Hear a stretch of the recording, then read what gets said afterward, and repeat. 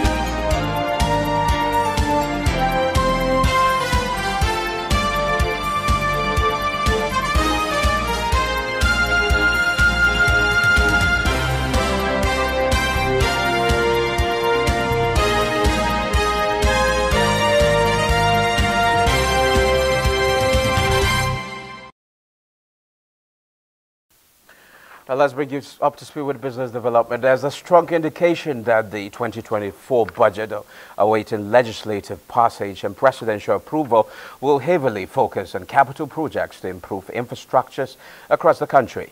State House correspondent Musbaut and Wahab reports that President Bola Tinubu gave the hint when he received members of the APC National Working Committee at his Lagos private residence. I'm expecting the budget to be out anytime soon. You will see the tilt towards the capital expenditure, and we are working on that. We have to renew the infrastructure decay and reverse that decay. Meanwhile, Vice President Kashim Shettima has inaugurated a 5.5 kilometers road in Masaka Karu local government area of Nasarawa State to address gridlock along Abuja-Kefi corridor. Aliu Tadani reports that Governor Abdullahi Sule also made case for federal government intervention funds for states bordering FCT to cushion the infrastructural expenditure executed by the state government. President Bola Ahmed Tinubu has instructed me to convey to the good people of Nasarawa State that his government is poised to address the infrastructural deficits of our society. With the adequate drainages that he has, this one should be able to be there for at least 15 years before we even talk about any maintenance. The National Bureau of Statistics, NBS, says Nigeria's external and domestic total debt profile hit 87.91 trillion naira in the third quarter of this year. In its document entitled Nigerian Domestic and Foreign Debt Quarter 3 2023, the Bureau noted that it was an indication of a growth rate of 0.61% quarterly. Public debt stock, which includes external and domestic debt, stood at 87.91 trillion naira in third quarter 2023 from 87.38 trillion naira in second quarter 2023, indicating a growth rate of 0.61% on a quarter-on-quarter basis. MBS also noted that the total external debt stood at 31.98 trillion naira in third quarter 2023, while total domestic debt was 55.93 trillion naira. Let's now see how much the naira is exchanging for other currencies.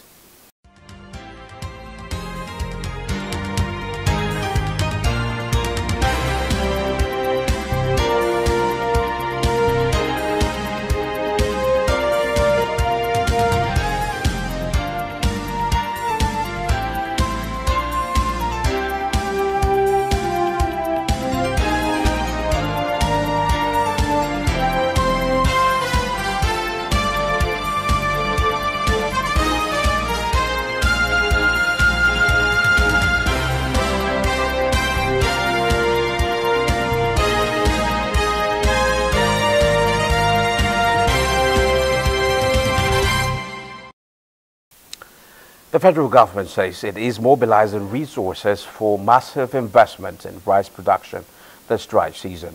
Minister of Agriculture and Food Security, Abuja, says it is set to release 10 integrated rice mills to investors towards meeting the country's demand of the produce. Musa Babali reports. The federal government has awarded contracts for the establishment of 10 integrated rice mills in 10 states and the Federal Capital Territory. This one, located in Suleja, Niger State, with the capacity of milling 200 tons per day, has been completed and currently being test run. And the Minister of Agriculture and Food Security is here for inspection. He was told that the idea of the establishment of the mills was conceived with a view to encouraging investors to invest in the government's self-sufficiency project. The sustainability of this project is production. Yeah. Once you produce paddy, this project will be alive. So I think that is one key that we need to make double our efforts, and we need to produce more. And here are Chinese investors taking ministers around their farm facility located in Buari Area Council. The farm, under the auspices of China Aid Nigerian Agricultural Technology, serves as a demonstration, research and exhibition center. The minister picked interest in the new rice seed variety produced by the Chinese, capable of producing 8 tons per hectare. We're also made to understand that Gawa R1 variety is sought after by our farmers. So we're going to impress on them more to give us more of the seed, because right now for both types they have like 500 metric tons. We want much more than that. The farm is also expected to assist in extension services and other innovation in farming.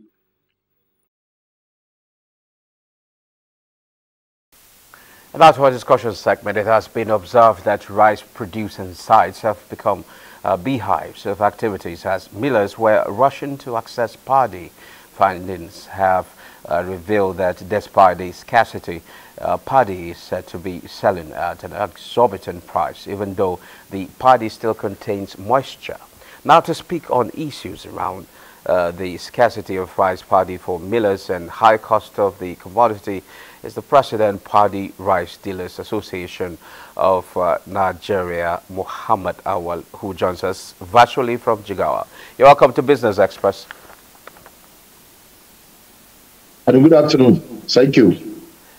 A very good afternoon. Scarcity of rice paddy, where is that coming from? Scarcity of rice paddy is all over the country. And if you can consider, we have some problems in paddy production because cost of production is high, is escalated. Immediately, one petrol price has jumped from 260 something per liter to almost 659 in a filling station. And in rural areas where most of our smallholder farmers are located, some they get it at rate of 800 per liter, some even up to 1,000 per liter at the black market. So the cost of irrigation is very cost. The issues of insecurity, whereby most of the farmers has been affected by insecurity, they cannot be accessed to their farm.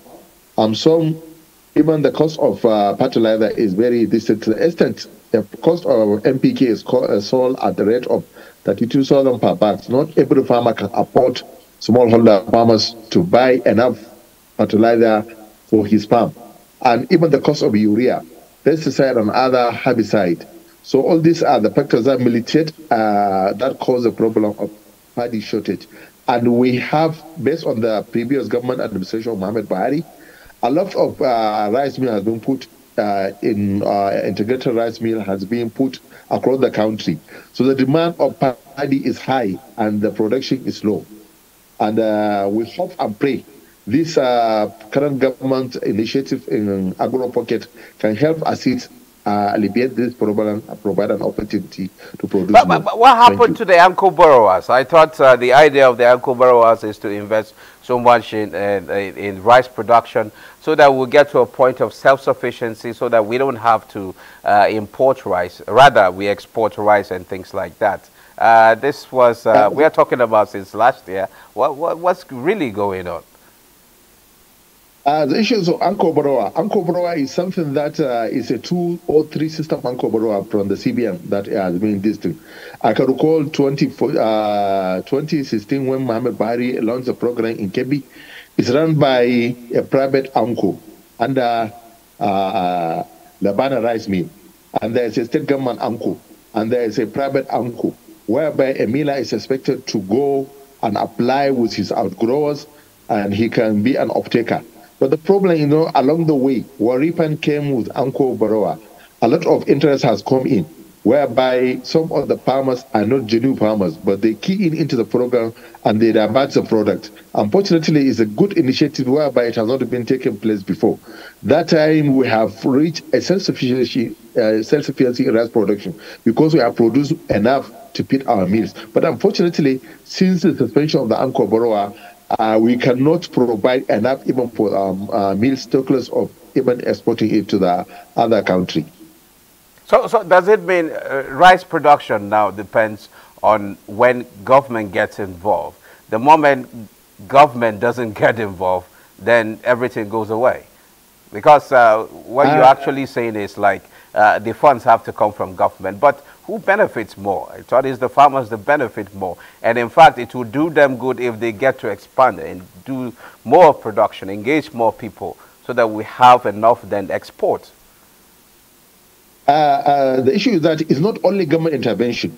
There is a government policies and there is a government has to come to provide enough security for the farmers. And the policy is not sufficient. Government is making efforts to ensure that people are getting enough security to go there. But if you can recall, there's an incident in Borno State whereby rice farmers has been killed in their field. Really affect a lot of farmers. A lot of this, we have ecological zone where they have a comparative advantage in rice production. For instance, here in Jigawa, we have Hadeji River Basin Development Scheme, which has almost over 8,000 hectares put into practice. The recent government has launched a program, Tirimun Project under World Bank, whereby innovation or renovation of dams, irrigation facilities, canals have taken place. That has boosted rice production in part. But when you come with rice production, it not only involve of input. There's issues of fertilizer. Now, for one to produce 1 hectare of rice under dry season, one has to do at least irrigation about 42 times, 45 times. When you take about 15 liters, 20 liters, it will cost a farmer about 527,200 at the rate of 300 at this thing. But if he is in a rural area, he has to spend about 700,000. Not every farmer can have that enough money to this thing. And now you have to give enough water to your rice to grow well, and so that to have a no quality that can be processed become friendly. And secondly, that the cost of labor has increased. Now, before, a farmer, when you get a laborer, you can get at the rate of 2,000. But now, because of high cost of living, a laborer can say you have to give him 2,000 or 4,000 to 5,000. When you talk of all these things, it involves cost of production. Mechanization is very low still. Government is making effort. Of recent, the government has launched under wheat program, Agro-Lemba, the Minister of Agriculture of recent in Jigawa State. They have supported the program with about 40 state of tractors beside the one they have. But still now they are not enough. Even in the whole Nigeria, we have at least serviceable tractors about 120, while we need about 2.5 million tractors. We cannot achieve self-sufficiency, and we are fully mechanized.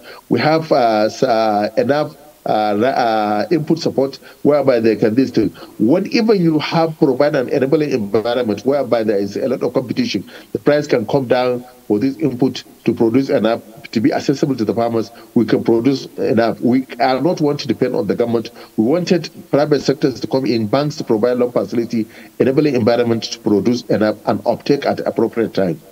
But let's look at this. There's this issue of the Anko Borrowers Fund that is yet to be returned by farmers. And we've not actually talked about insurance in this aspect, because there are some farmers that lost some of their farm produce as a result of the flooding and things like that. Is it something that you are also looking at? Yes, there's issues of insurance, which is a very vital. And NIAC is an institution whereby it's insurance to under UNCOBRA to cover insurance policies. But unfortunately, a lot of natural disaster imploding occurred, and during this that flooding, a lot of farmland has been affected. But unfortunately, the insurance fund is not coming forth, whereby a farmer is labeled this thing as a debt. And for you to recover something that has been washed away, how can a farmer get another capital to go back to the farm, produce, and repay his loan? And some of this thing, in fact, we have to show ourselves our truth. Most of about 40 or 60%, or about 40 or 30% of those farmers benefited under Ankoboroa were political farmers, were not actual farmers, were not actual smallholder farmers. How do we get the actual farmers involved now? How do we get them to exclude those The only way farmers? to get actual farmers is to use farmers association, genuine farmers association, do mapping according to the farmers' location. So even the mills. Well, it seems like we lost Mohammed Awal, but as soon as we reconnect, we'll get him back. Well, let's move on. As this year's festive season continues after the Christmas celebration, Nigerians in Belsa State who still in the euphoria of the season, are grappling with the prices of foodstuff for the New Year celebration. Doris Akumoyi was at the popular Swali market in Bayelsa State and filed in this report. The cost of food items are increasing by the day, making most families to cut down their budget and work with available resources. For instance, a bag of rice, depending on the brand, goes for 48,000 to 55,000 naira. Custard rubber range from 4,500 to 5,000 naira.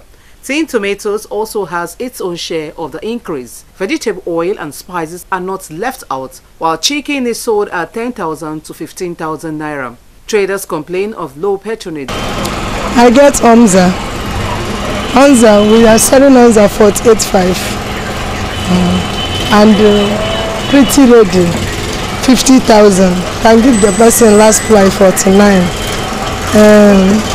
African King 49 last. Now we are buying 50 something thousand, madam, 50 something thousand. It's not easy. It costs now because of the transportation is too high now. Normally before we used to pay one cow 20 something thousand, now it's 85,000. So they didn't make the cow to go high, the price to go high. Well, even good, the same thing. They attributed the hike to the removal of fuel subsidy, which has affected transportation costs and largely responsible for the high cost of commodities. Market too cost. Even if you buy, you never see people they follow you by the market. It's too cost. So actually it's not easy because everything have top money. Carton of chicken now, before a robot carton of chicken was 36,000. Now it's 38,000, even 38,500. That's what they're selling now. Everything has increased. Despite the celebration, NTA News observed that there were few buyers at the market, while traders wait patiently for customers to arrive. Well, it seems like President of Paddy Rice Dealers Association of Nigeria, Mohammed Awal, has rejoined us. Well, Mohammed Awal, if you can hear me, let me just ask you this last question. Minister of Agriculture and Food Security, Abba Kyari, says it is set to release 10 integrated rice mills to investors towards meeting the country's demand for rice. What do you make of this move? This is a good development because it's something that will boost rice processing in a good hygienic and this thing. Right now, a lot of investment has been made in the processing sector because a lot of mills have upscaled. Now, if you travel from Hadejia to Kano, you may come across at least private sector's investment of over 60,000 independent integrated rice mill all over. Here in Jigawa, we have about 8 this thing, and Angoto Mega Rice Mill is constructing about 6 in 6 geopolitical zones. So we have a lot, and this will help. But however, These rice mills cannot be operated unless we have enough money to feed them. That can run throughout the year. And this cannot be achieved unless the Federal Ministry of Agriculture under Food Security has embarked on a project like Agro Pocket, which assists like this wheat production, whereby a farmer will get a subsidy of 50%. She will get a fertilizer 10 bags or fertilizer NPK 7 bags, urea 3 bags at a cost of 180,500. If this thing has been applied in rice, maize, and other crops, this will help boost the production so that we feed our mills so that they can run production efficiently and effectively for the year. Okay. Thank you very much, President, Paddy Rice Dealers Association of Nigeria, Mohammed Awal. Thanks for your time. Thank you. All the best. Now moving on, oil prices are set to end 2023 about 10% lower, the first annual decline in 2 years, after geopolitical concerns, production cuts, and global measures to rein in inflation trigger wild fluctuations in prices. Brent crude futures were up 18 cents at $77.33 a barrel on Friday, the last trading day of 2023, while the U.S. West Texas Intermediate crude futures were trading 11 cents higher at $71.88 a barrel in Asian trade. At these levels, both benchmarks are on track to close at the lowest year-end level since 2020, when the pandemic battered demand and sent prices nosediving. Oil is also on track to fall for the third straight month due to demand concerns outweighing the risk to supply from the Middle East conflict, and as production cuts have proved insufficient to prop up prices, with the benchmarks declining nearly 20% from their highest level this year. Let's now see how commodities are trading.